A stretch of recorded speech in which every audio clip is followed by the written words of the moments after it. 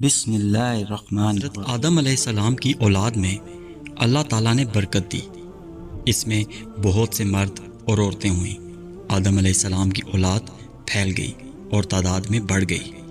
اگر حضرت آدم علیہ السلام آج واپس آئیں اور اپنی اولاد کو دیکھیں تو پہچان نہ سکیں۔ اگر ان سے یہ کہا جائے کہ آدم یہ تیری اولاد ہے تو وہ بہت زیادہ حیران رہ جائیں اور فرمائیں سبحان اللہ، کیا یہ ساری میری اولاد ہے؟ اولاد آدم علیہ السلام کی بہت بستیاں تھیں، انہوں نے اپنے لیے بہت سے گھر بنا لیے۔ وہ زمینیں ہل چلاتے، کھیتی باڑی کرتے اور زندگی بسر کرتے تھے۔ لوگ آدم علیہ السلام کے دین پر گامزن تھے۔ وہ اللہ کی عبادت کرتے اور اس کے ساتھ کسی کو شریک نہیں ٹھہراتے تھے۔ لوگ صرف ایک ہی امت تھے، ان کا باپ آدم اور ان کا رب اللہ تھا۔ لیکن ابلیس اس سے کیسے خوش ہوتا؟ کیا لوگ اللہ کی عبادت کرتے رہیں گے؟ کیا لوگ ایک ہی امت رہیں گے، آپس میں جدا جدا نہیں ہوں گے؟ یہ نہیں ہو سکتا۔ کیا آدم کی اولاد جنت میں داخل ہوگی اور ابلیس کی اولاد جہنم رسید ہوگی؟ یہ نہیں ہو سکتا۔ ابلیس نے آدم کو سجدہ نہ کیا تو اللہ نے اسے دھتکار دیا اور اسے ملعون قرار دے دیا۔ کیا وہ آدم کی اولاد سے انتقام نہیں لے گا تاکہ وہ بھی اس کے ساتھ جہنم میں داخل ہو؟ یہ ہر صورت ہو کے رہے گا۔ شیطان نے دیکھا کہ لوگوں کو بتوں کی عبادت کی طرف بلائے تاکہ وہ جہنم میں داخل ہوں اور جنت میں کبھی بھی داخل نہ ہو سکیں۔ شیطان جانتا تھا کہ اللہ شرک کو معاف نہیں کرے گا اور ہر چیز کو معاف کر دے گا جب وہ چاہے گا۔ شیطان نے ارادہ کیا کہ انہیں شرک کی طرف دعوت دے تاکہ وہ جنت میں کبھی بھی داخل نہ ہو سکے۔ لیکن اس کا کیا طریقہ ہو؟ لوگ تو اللہ کی عبادت کرتے ہیں، اگر وہ لوگوں کی طرف جائے اور ان سے کہے بتوں کی عبادت کرو، اللہ کی عبادت نہ کرو، تو لوگ اسے گالی دیں گے اور اس کی پٹائی کریں گے۔ لوگ کہیں گے اللہ کی پناہ، کیا ہم اپنے رب کے ساتھ شریک کریں؟ کیا ہم بتوں کی پوجا کریں؟ بلا شبہ تو ایک شیطان مردود ہے، تو شیطان پلید ہے۔ شیطان نے ایک دروازہ پایا جس کے ذریعے وہ لوگوں کے سروں میں داخل ہو سکتا تھا۔ کچھ اشخاص اللہ سے ڈرتے تھے اور رات دن اس کی عبادت کیا کرتے تھے اور اللہ کا بہت زیادہ ذکر کیا کرتے تھے۔ وہ اللہ سے محبت کرتے تھے اور اللہ ان سے محبت کرتا تھا اور ان کی دعائیں قبول کرتا تھا۔ لوگ ان اشخاص سے محبت کرتے تھے اور تعظیم بجا لاتے تھے۔ شیطان اس صورتحال سے اچھی طرح واقف تھا۔ یہ اللہ والے اشخاص فوت ہو گئے اور اللہ کی رحمت کی طرف منتقل ہو گئے۔ شیطان لوگوں کے پاس گیا اور اس نے ان اشخاص کا تذکرہ کیا اور کہا تم میں فلاں فلاں فلاں شخص کیسے تھے؟ انہوں نے کہا سبحان اللہ، وہ اللہ کے بندے اور اس کے اولیاء تھے۔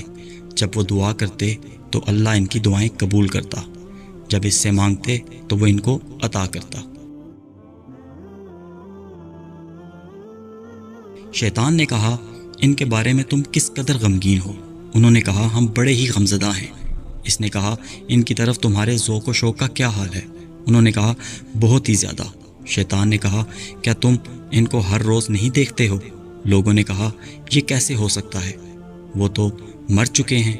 شیطان نے کہا ان کے مجسمے بنا لو۔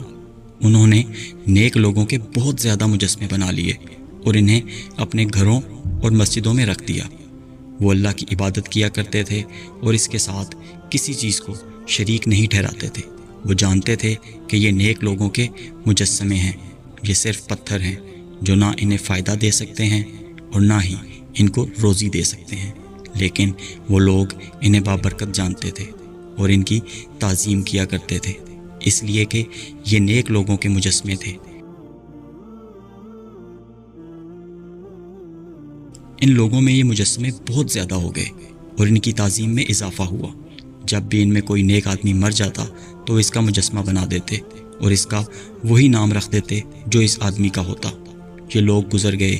اولاد نے اپنے باپ دادا کو دیکھا کہ وہ ان مجسموں کو بابرکت خیال کرتے تھے اور انہوں نے اپنے باپ دادا کو دیکھا کہ وہ ان کی بہت زیادہ تعظیم کرتے تھے۔ اولاد انہیں دیکھا کرتی تھی کہ وہ ان مجسموں کو چومتے ہیں، ان کو پیار سے ہاتھ لگاتے ہیں اور ان کے پاس دعا کرتے ہیں۔ وہ انہیں دیکھا کرتے تھے کہ وہ ان کے پاس اپنے سر جھکاتے ہیں اور رکوع کرتے ہیں۔ اولاد نے باپ دادا سے ایک قدم آگے بڑھایا، وہ انہیں سجدے کرنے لگے۔ ان سے مانگنے لگے اور ان کے لیے جانور ذبح کرنے لگے۔ اس طرح یہ بت معبود بن گئے۔ لوگ ان کی عبادت کرنے لگے جیسے کہ اس سے پہلے اللہ کی عبادت کیا کرتے تھے۔ یہ معبود ان میں بہت زیادہ ہو گئے۔ اللہ تعالیٰ ان لوگوں پر بہت زیادہ ناراض ہوئے اور ان پر لعنت بھیجی۔ اللہ تعالیٰ لوگوں پر ناراض کیوں نہ ہوتے اور ان پر لعنت کیوں نہ بھیجتے؟ کیا اس لیے انہیں پیدا کیا تھا؟ کیا اس لیے وہ انہیں رزق دیتا ہے؟ وہ اللہ کی زمین پر چلتے ہیں اور اللہ کے ساتھ کفر کا ارتکاب کرتے ہیں۔ وہ اللہ کا رزق کھاتے ہیں اور اللہ کے ساتھ شرک کرتے ہیں۔ بے شک یہ بہت بڑا ظلم ہے۔ اللہ تعالیٰ لوگوں پر ناراض ہوئے، اس نے بارش روک لی اور ان پر حالات تنگ کر دیے۔ کھیتی باڑی کم ہو گئی، پیداوار کم ہو گئی، لیکن لوگ نہ سمجھے اور لوگوں نے توبہ نہ کی۔ اللہ تعالیٰ نے چاہا کہ ان کے پاس انہی میں سے ایک شخص کو رسول بنا کر بھیجے، وہ ان سے بات کرے اور انہیں نصیحت کرے۔ اللہ ایک ایک سے بات نہیں کرتا، اللہ ہر کسی سے مخاطب نہیں ہوتا کہ وہ اسے کہے تم اس طرح کرو، تم اس طرح کرو۔ بادشاہ ایک ایک سے بات نہیں کیا کرتے، بادشاہ ہر ایک کے پاس نہیں جاتے کہ وہ اسے کہیں تم اس طرح کرو، تم اس طرح کرو۔ اللہ نے ارادہ کیا کہ لوگوں کی طرف ایک رسول بھیجے، وہ ان سے باتیں کرے اور انہیں نصیحت کرے۔ اللہ نے چاہا کہ رسول انسان ہو اور وہ لوگوں میں سے ایک ہو، لوگ اسے جانتے ہوں اور اس کی بات سمجھتے ہوں۔ اگر رسول فرشتہ ہو تو لوگ کہیں گے ہمارا اس کا کیا واسطہ؟ وہ فرشتہ ہے اور ہم انسان ہیں، ہم کھاتے پیتے ہیں، ہمارا خاندان ہے اور ہماری اولاد ہے، ہم اللہ کی عبادت کیسے کریں؟ جب رسول انسان ہوگا وہ کہے گا میں کھاتا پیتا ہوں، میرا خاندان اور اولاد ہے، میں اللہ کی عبادت کرتا ہوں، تو تم اللہ کی عبادت کیوں نہیں کرتے؟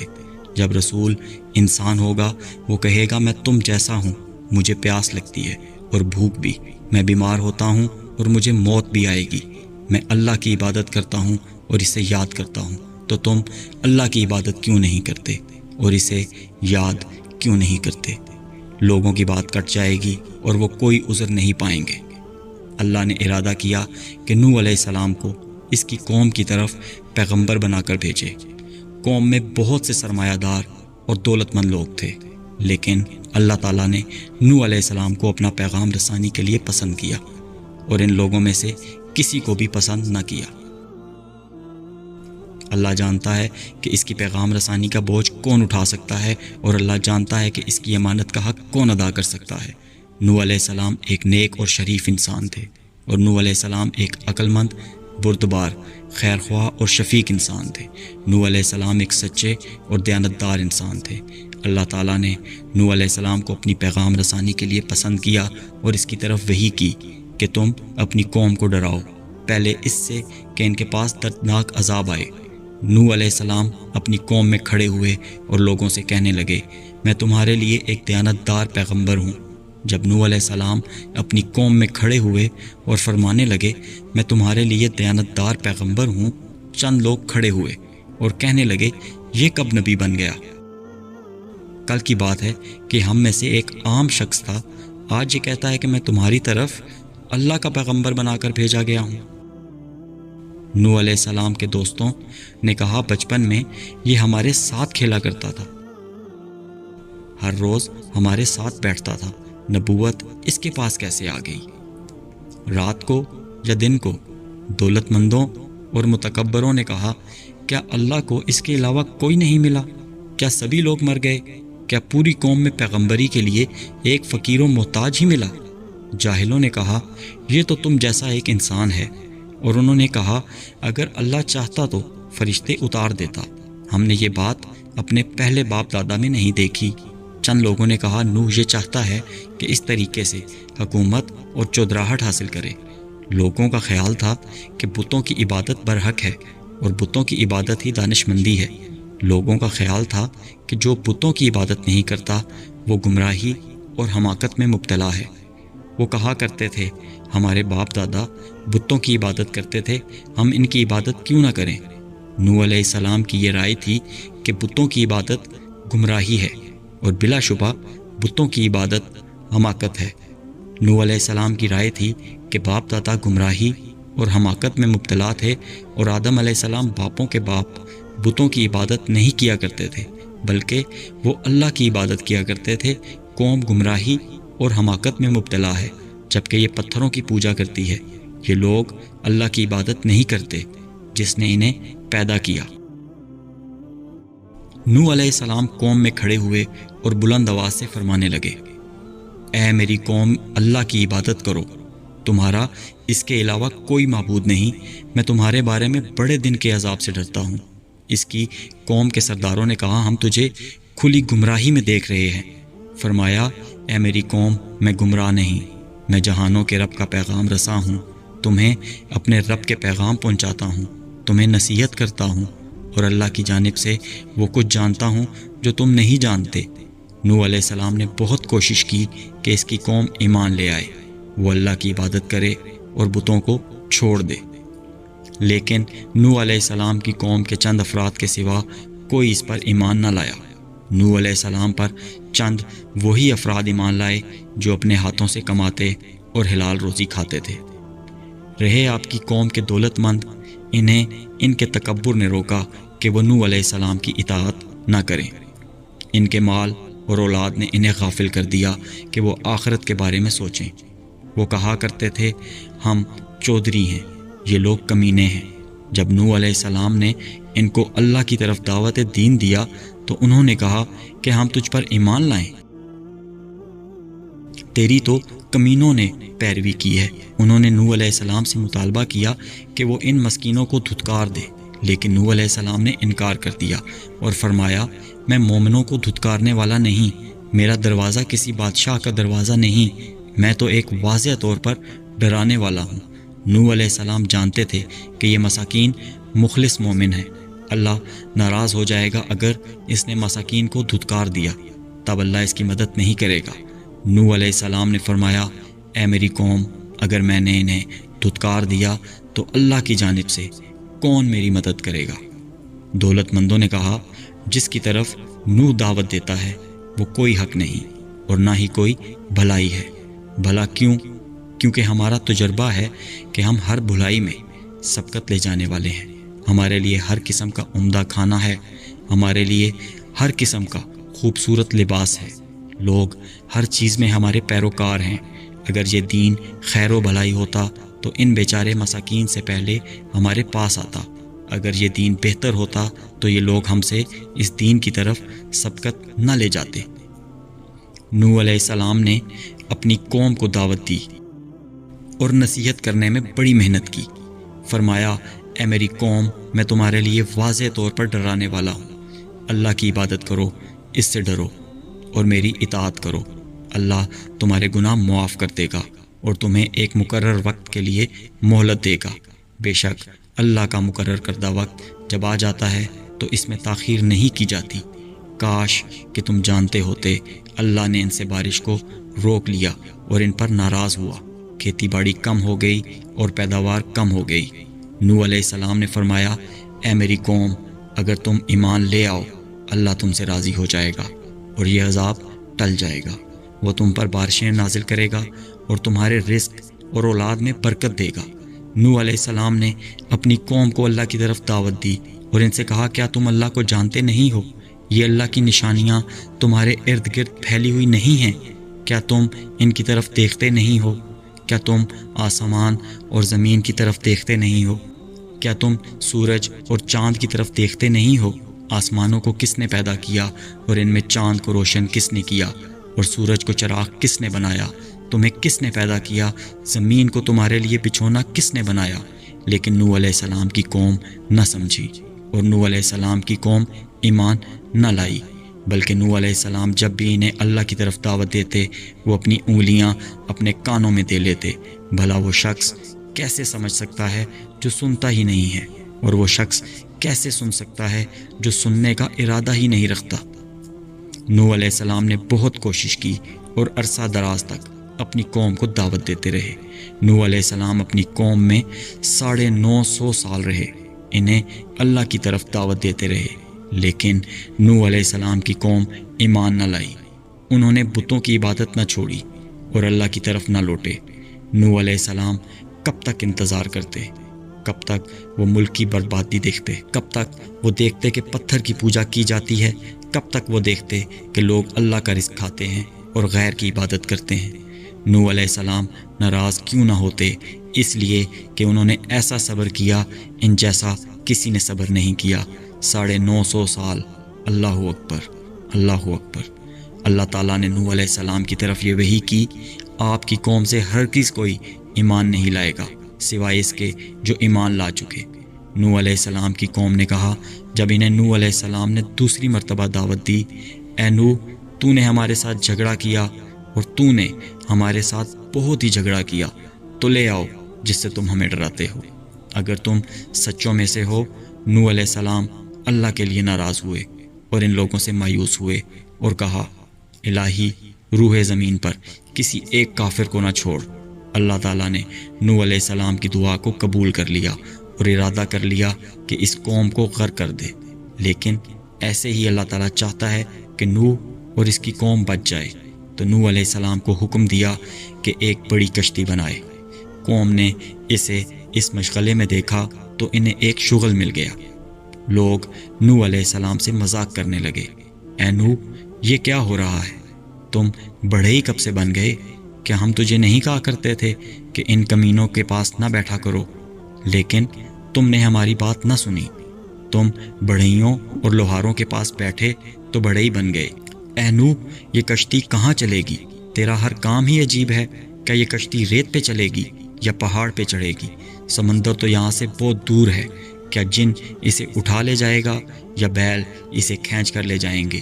نوح علیہ السلام یہ سب کچھ سنتے اور صبر کرتے، اس سے بھی زیادہ تلخ تشت سنا، پھر بھی صبر کیا۔